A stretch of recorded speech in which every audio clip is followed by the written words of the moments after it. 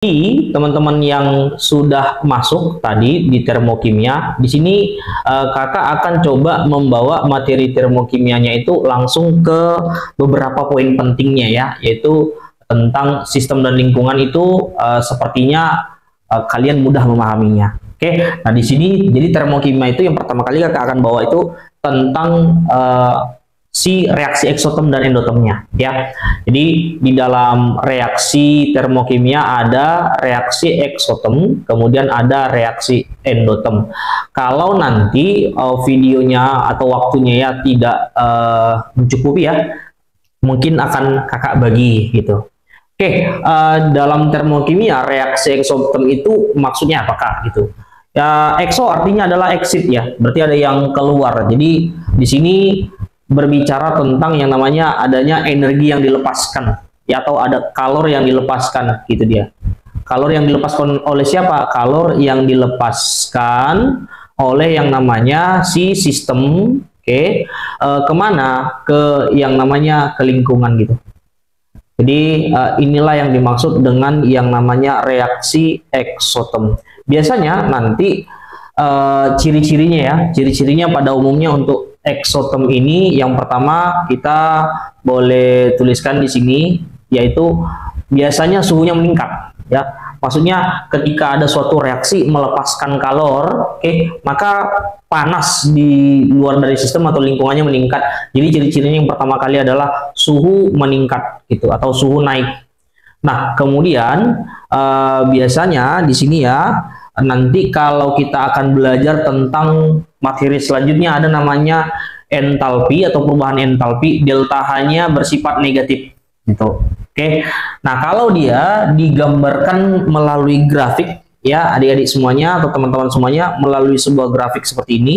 Nah, ini keadaan yang di tempat ini ya, ini namanya kita anggap kalornya, kalor atau energi untuk suatu reaksinya. Nah, kalor kemudian kita gambarkan. Jadi sebelum dia ini apa namanya mau mengalami reaksi eksoterm ya, jadi ada A ditambah B, kita anggap A dan B ini adalah sebelum dia bereaksi ya, A tambah B, atau ini namanya keadaan mula-mula gitu, keadaan mula-mula. Kemudian akhirnya adalah C. Nah gitu. Biasanya A dan B ini kita sebut awal. Awal itu berarti nanti dia adalah reaktan gitu, reaktan. Sedangkan kalau yang ini C itu kita sebut akhir ya, biar gampang mengingatnya. Akhir itu berarti ketika A dan B selesai bereaksi. Selesai bereaksi namanya adalah produk gitu. Nah, untuk ini ketika A dan B mau bereaksi, maka dia harus membutuhkan energi dulu ya, energi pancingan gitu, supaya dia bisa bereaksi. Nah, kemudian setelah dia selesai bereaksi, dia akan ke bawah gini. Nih, kurang rapi ya. Tenang, kita rapikan sedikit. Nah, ini tinggal dia. Jadi dari sini kemana kak ini? Dari status ini, dari status yang ini atau garis yang ini kita sebut namanya adalah energi aktivasi, teman-teman.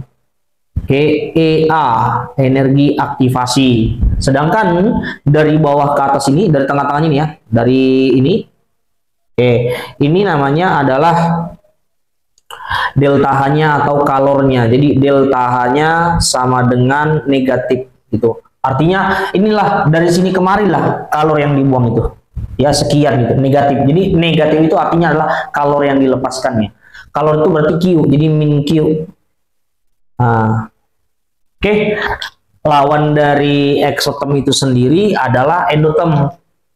Nah, mungkin agak masih ragu ya, masih canggung membahasnya gitu. Nah, pelan-pelan nanti akan nyantai sendiri kok. Ada reaksi endoterm. Nah, nama lain dari reaksi endoterm ini bukan nama lain ya, maksudnya artinya adalah lawan dari exitnya tadi. Jadi suatu reaksi bisa memerlukan kalor supaya dia bereaksi. Berarti bahasa sederhananya gini kawan-kawannya, itu kalor yang dibutuhkan. Kalor itu lambangnya adalah Q. Yang dibutuhkan berarti nanti dia tanda positif. Dibutuhkan oleh siapa? Oleh yang namanya sistem. Nah, dia membutuhkan kalor itu atau asalnya dari mana? dari yang namanya lingkungannya gitu. Oke. Nah, sebagai contoh ya, atau biasanya gitu, ciri-cirinya kita tuliskan. Ciri-ciri dari yang namanya reaksi endoterm. Ya, tinggal dibuat aja seperti ini. Ya, yang pertama adalah suhu pasti akan turun. Itu namanya nanti termasuk reaksi endoterm. Kemudian ciri-ciri kedua, Bapak Ibu, delta H-nya bersifat negatif, positif, positif Q. Q itu tadi kita bilang kalor ya. Kalor itu besaran energinya. Kalor gitu ya, besaran energi. Jadi nanti ini angka. Oke teman-teman, kalau kita gambarkan dengan grafik ya, kita gambarkan begini dia nanti. Maka kita buat lawannya aja. Nah, yang sebelah sini itu ini menunjukkan yang namanya kalornya juga ya, statusnya. Ini kalor atau Q. Boleh Bapak Ibu atau teman-teman berbahaya yang menuliskan nanti. Jadi dia mau ke akhir. Berarti kita anggap yuk kebalikan dari sini. Ada A dan B, itu adalah awalnya sebuah reaksi ya, A dan B atau reaktan. Dia mau menjadi akhir. Akhirnya itu kita anggap C. Di sini C. C itu di atas dia. Ya. Nah, boleh kalau mau dituliskan awal, dituliskan ulang, yang namanya ini adalah keadaan awal, di mana keadaan awal itu sama juga dengan yang namanya reaktan atau reaksi. Kemudian si C ini adalah keadaan akhir, artinya ketika reaksi sudah selesai, atau kita sebut nama lainnya yaitu produk. Nah, coba teman-teman perhatikan, bahwasannya gini, ketika ini awalnya, ya ini akhirnya. Ini awalnya, ini akhirnya. Jadi si A ini kan masih di bawah ya posisinya.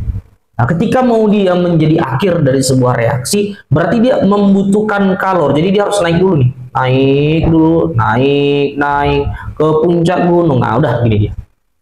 Sampai sini reaksinya selesai, kan karena sudah di akhir gitu kan. Maka dengan kata lain begini, energi atau kalor yang dibutuhkannya itu sebenarnya dari bawah ke atas ini kan.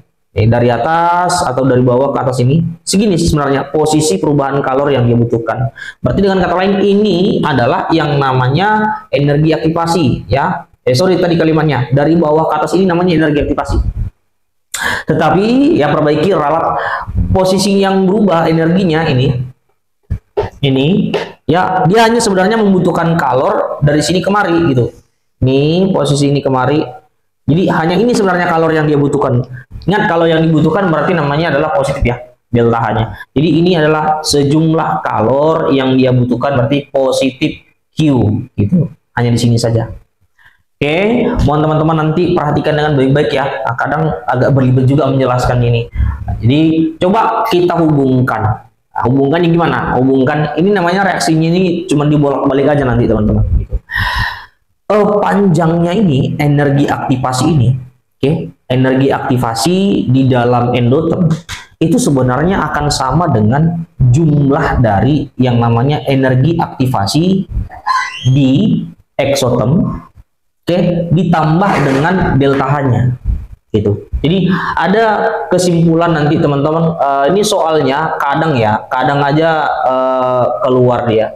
Kesimpulan bahwasannya nanti di sini reaksi atau nih energi jumlah kalor ya, energi aktivasi di dalam keadaan endoterm itu sebenarnya adalah bisa juga hasil jumlah gitu. Sama dengan apa? Sama dengan energi aktivasi di keadaan eksoterm kita tambahkan dengan yang namanya kalornya. Oke, kalor itu hanya Q-nya ya. Jadi tanda min ini jangan ditulis. Tanda min ini maksudnya ini adalah tanda melepas. Kalornya dilepas kalau di dalam eksoterm, sedangkan tanda yang positif ini artinya kalornya masuk atau diterima gitu, atau perlu, kalor yang diperlukan gitu. Jelas ya teman-teman ya. Jadi kita masukkan di sini adalah Q. Hanya Q-nya aja. Berarti angkanya aja nanti kita masukkan. Tidak perlu tanda positif atau negatifnya.